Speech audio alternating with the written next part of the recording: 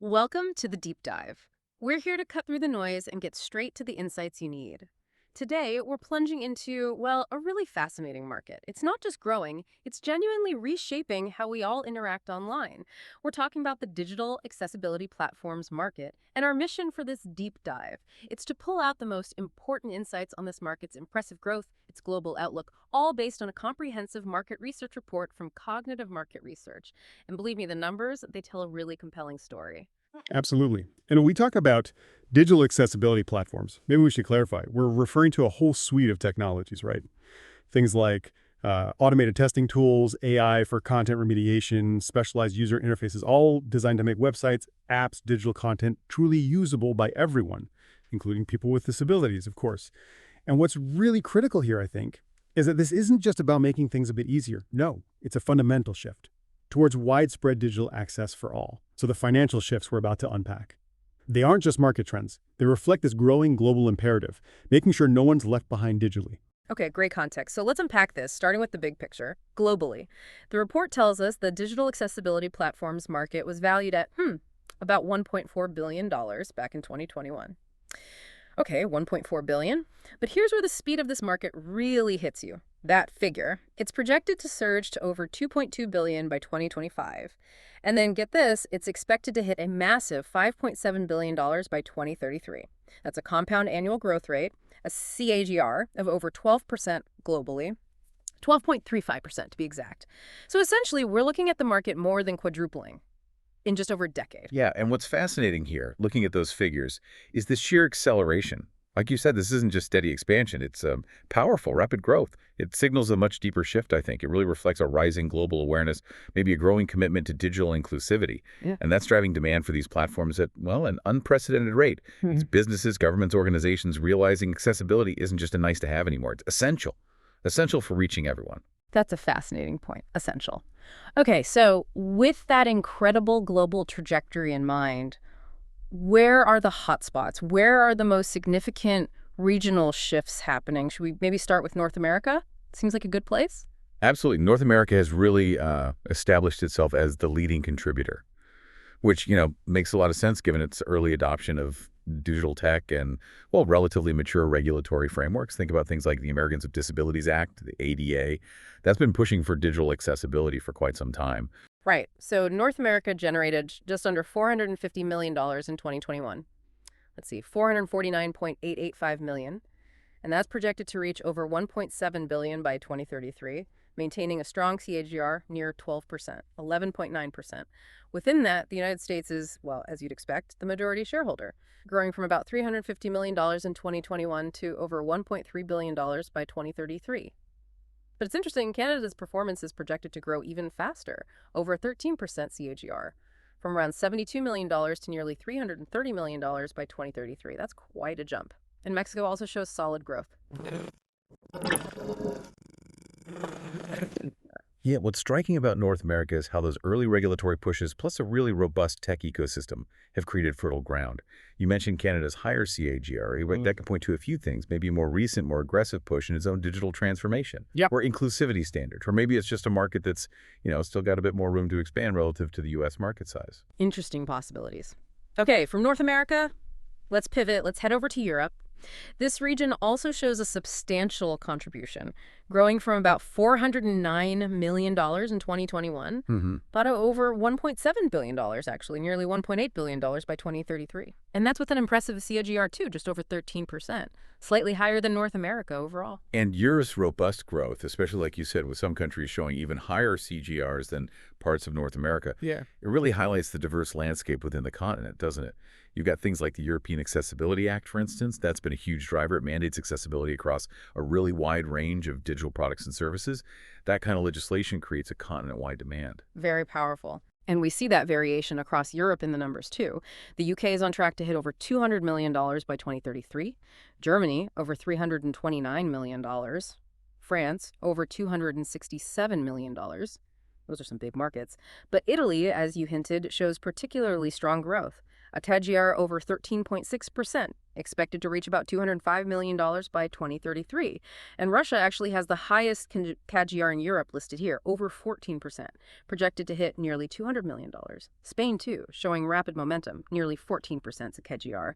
And the report also mentions Sweden, Denmark, Switzerland, others, all showing steady, strong growth, too. Exactly. And looking at countries like Russia and Italy with those higher KGRs, well, it suggests different stages of market maturity, maybe, or perhaps unique national policies kicking in, accelerating adoption faster in some places than others.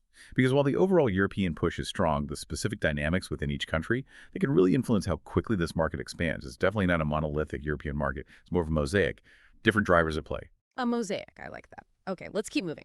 To the Asia-Pacific region, APAC, we see its revenue surging from about $317 million in 2021, projected to over $1.4 billion by 2033. The CAGR here is nearly 11.8%, still very strong. China, as you might expect, is the region's largest contributor, growing to over $400 million by 2033, about $417 million. Japan's also substantial, projected to reach almost $250 million by that time. But the real standout here seems to be India. Wow, it's showing a rapid CAGR of over 13.6%, growing from nearly $59 million in 2021 to over $273 million projected by 2033. That's a significant acceleration. And of course, the other key contributors like South Korea, Australia, Singapore, Taiwan, also showing strong growth, mostly in the 11-12% CAGR range. Oh, absolutely. The sheer potential and scale of the APAC market, it's just immense. India's rapid acceleration is particularly noteworthy, like you highlighted. As these huge economies go through massive digital transformations, the need for accessible platforms just becomes paramount, doesn't it? It's not just about compliance anymore. It's about reaching literally billions of new digital users. People relying on these services for everything from education to commerce. It lines up perfectly with that global trend of inclusivity and regulation, just, yeah, on an incredibly grand scale over there. Grand scale indeed. Okay, let's round out the global picture quickly. The remaining regions. South America's market is forecasted to reach over $413 million by 2033. That's with a CAGR of almost 12.8%.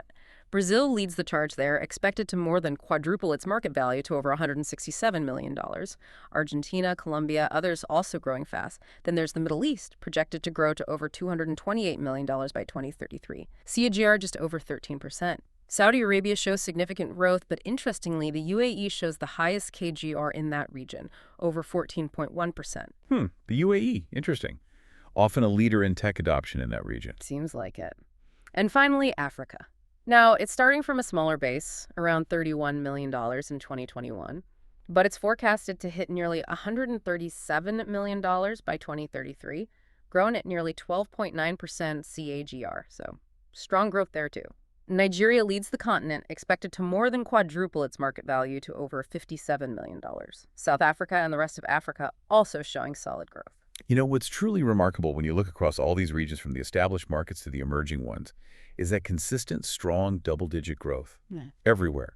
This truly global expansion, it just underscores that digital accessibility is becoming a worldwide imperative. It really is. It's not just a trend in, say, North America or Europe. It's a universal need now, driven by this increasing realization, finally, that digital spaces must be accessible to everyone, everywhere. It highlights a fundamental shift, I think, in how digital experiences are being designed and delivered. Absolutely. So what does this all mean? What's the bottom line for you, our listener? Well, the overarching takeaway is crystal clear. The digital accessibility platforms market is seeing dynamic, widespread growth across every single region of the world. And the key drivers identified in the report, they're exactly what we've been discussing. Increasing digital inclusivity standards and, yes, growing regulatory pressures. Those aren't going away. Right. And if we connect this to the bigger picture, it becomes really clear that this market, it's poised to have a truly transformational impact across industries, sectors, governments, globally. The financial growth we've detailed, it isn't just about revenue figures on a chart. It represents a fundamental shift, a shift in how digital experiences are designed, how they're delivered, pushing us towards a more equitable, more accessible digital world. It's a huge opportunity, definitely. But also, it's a rapidly developing responsibility for anyone really building or maintaining a digital presence today. Well said. Yeah. So given this rapid growth, fundamentally driven by inclusivity and regulation, here's something to think about. How might these burgeoning digital accessibility platforms reshape your own daily digital interactions in the coming years? Think about the websites you use, the apps on your phone, and maybe even more provocatively, what new unexpected sectors might be most impacted by this global push for universal digital access? Sectors we haven't even fully considered yet, something to mull over. Welcome to the Deep Dive. Our goal, to cut through all the noise, get you really well informed on the topics really shaping our world. Today, we're looking at a corner of tech that's, well, it's not just dynamic, it's becoming pretty much non-negotiable. I mean, as the economy goes more and more digital, the need for truly inclusive online experiences is just exploding. So, today's mission: explore the digital accessibility platforms market.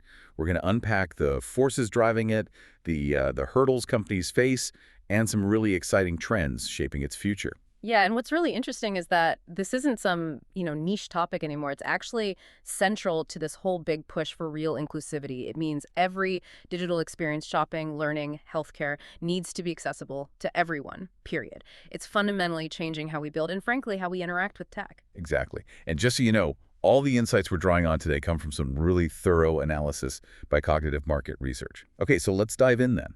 Beyond the headlines we all see, what would you say is maybe the most powerful or perhaps even surprising force really pushing this market forward right now? Well, one of the biggest drivers, you can't deny it, is the increasing enforcement of pretty strict accessibility regulations across the globe. We're talking laws like the ADA, the Americans with Disabilities Act in the U.S., Right. and the WCAG Web Content Accessibility Guidelines. Those are more international standards. Yeah. Plus things like Section 508 for U.S. federal agencies. These aren't just, polite suggestions. And the thing is, people often see these as just a compliance headache, but they actually force companies to look under the hood, digitally speaking. It often reveals deeper issues, inefficiencies. So it turns a checkbox exercise into potentially a full digital tune-up. That's interesting. Yeah, so it's not just about dodging, incredibly expensive lawsuits or bad PR.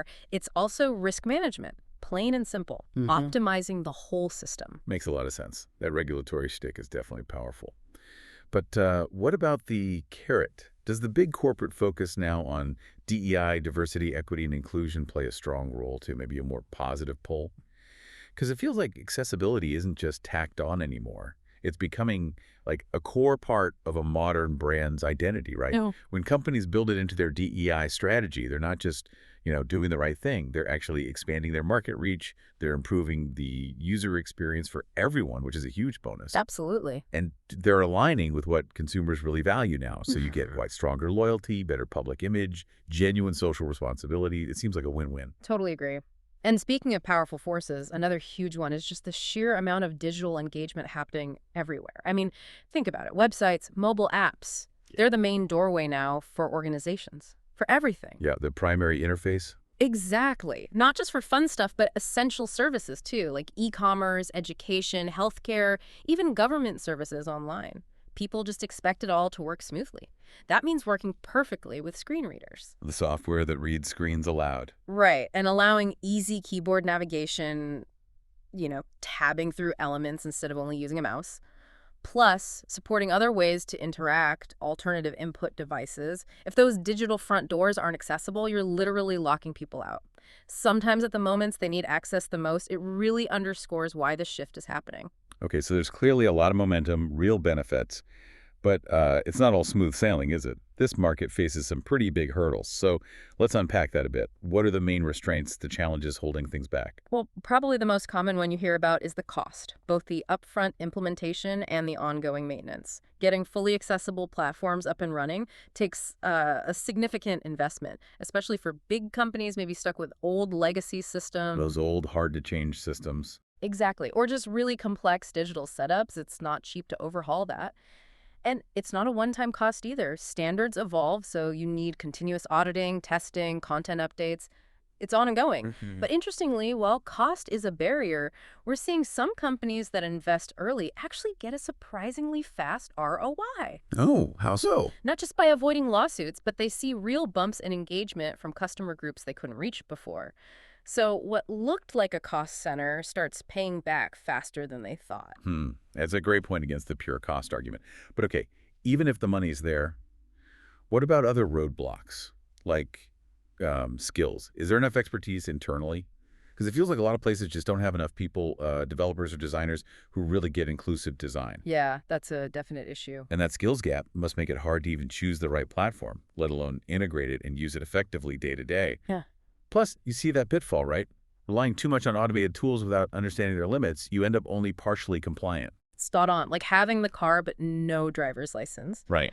And then there's the cultural piece. Sometimes you see actual resistance inside organizations from stakeholders, even from designers. There's still this kind of lingering myth that making things accessible stifles creativity or just slows everything down. You hear things like, oh, but that'll mess up our workflow. Yeah, I can imagine that happen. It really highlights how crucial leadership buy-in is. You need that accessibility-first mindset pushed from the top. Otherwise, these projects just get sidelined, especially if, the legal threat doesn't feel immediate. It's really hard to bolt on accessibility later if it wasn't baked in from the start. Okay, so we've mapped out the drivers, the challenges, the landscape, warts and all, but let's look ahead now. Where's this all going? What are the trends that genuinely excite you? Where does it get really interesting? Well, right at the forefront, I'd say, is the integration of AI-driven accessibility solutions. Okay. We're seeing artificial intelligence used for things like real-time website audits, automatically generating alt text for images. The descriptions for screen readers. Exactly. And even fixing tricky keyboard navigation problems automatically. The upshot is potentially much faster compliance, and it cuts down hugely on the manual grunt work. Makes it easier to stay current. It's about automating the tedious stuff. It does sound exciting. That's Streamlining things dramatically. Okay, so AI is one big thing. What about the design process itself? Are we moving beyond just fixing things after the fact towards like truly inclusive UX and UI design from day one? Because it feels like the real goal isn't patching things up right. It's adopting universal design principles right from the start, making it inherent, which doesn't just ensure inclusivity is built in, not bolted on, but it actually makes the experience better for everyone, not just users with disabilities, just better design. Precisely. That shift is huge. And maybe linked to that, the final big trend is this mindset shift. Viewing accessibility as a genuine strategic advantage, not just a legal requirement or a box to tick. So moving beyond compliance. Way beyond. You see sectors like online retail, digital banking, virtual education really starting to grasp its value. They realize accessible design can be a major differentiator. It can expand their audience significantly, reaching people they previously excluded, and it builds serious long-term loyalty. Seen that way, accessibility stops being a cost and starts becoming a real engine for growth. Frankly, if you're not thinking about it now, you're basically telling a huge chunk of potential customers, we don't want your business. It's becoming smart business. Right. So wrapping this up then, the digital accessibility platforms market is clearly moving fast. It's being pushed by laws, pulled by cultural shifts towards inclusion, and really turbocharged by new tech. Yeah, and the key takeaway, I think, is that the business is treating accessibility as a genuine opportunity, not just a mandate. They're the ones setting themselves up to really thrive in this increasingly inclusive digital world. So a final thought for you, our listener. What does all this mean for you, whether you're consuming digital content or creating it? How might your own interactions with technology change as accessibility stops being just a feature and becomes truly fundamental to design and strategy? Hopefully this deep dive gave you some food for thought. And remember, this analysis was based on valuable insights from cognitive market research.